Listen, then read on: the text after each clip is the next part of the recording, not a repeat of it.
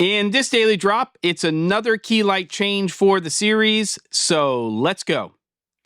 Okay, everybody, last episode here from the barn for about a week and a half because I've got to pack some stuff up. Some of it's going to a production that's going to happen while I'm away. Some of it's going with me on my trip. And of course, I couldn't let it lie after the last episode where I had set up all of that gack. It was sort of that multi-part series where I was talking about bouncing off of gray, bouncing off of white, comparisons between the two. And inside of that episode, I called out what the look and feel would be if I was going to go ahead and go back to a large softbox and use that as my key light coming in this direction. Well, the little secret is, and you may have noticed it, I'm wearing the same exact thing that I was wearing in that last episode because I'm taking footage from this episode and putting it in the previous episode. Does that make sense? I hope so. Okay, so here's the setup. Nanlite Forza 300B2, still kind of hanging out in that daylight color temperature realm, and I am using their large 150 centimeter softbox with magic cloth in front of it, but in front of that, I am using one of these rags from the company called CineMilled. These are their CineRags. This is a relatively new product.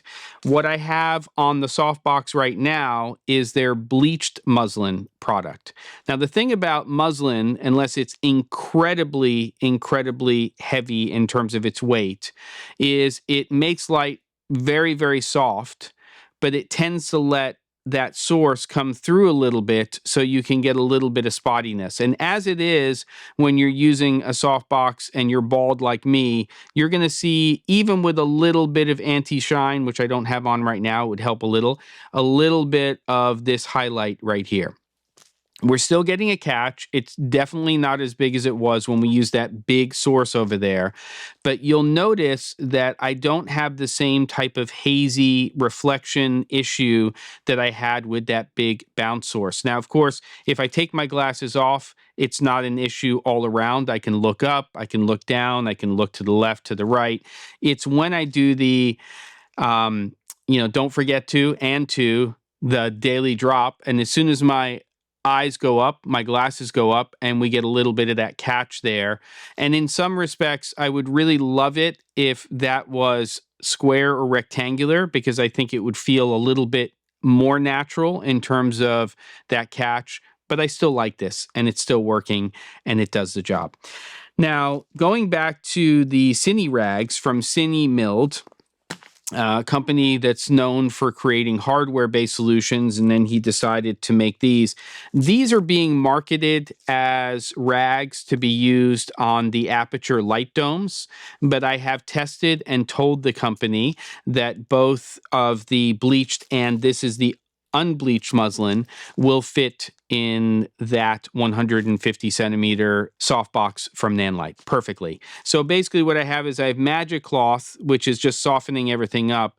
And then I have this, but in the bleach version right in front of it. And I think that the look is very, very nice. It just softens it up even more, makes it a little bit more glowy. Similar exposure here on the scopes for the waveform monitor in terms of luma values. Obviously, it's a little bit different because of the direction of my key source and what's happening. And in terms of camera, the big change is when I was lighting and bouncing light before, I was at a 1600 ISO at a 2.8, and now I am at an 800 ISO at 2.8. So in theory, even better noise levels, more controlled at 800 versus 1600. We all know that on Sony cameras, and this is the A7C II, that 1600 ISO is no big deal, but I'd rather shoot at 800 if I have the choice.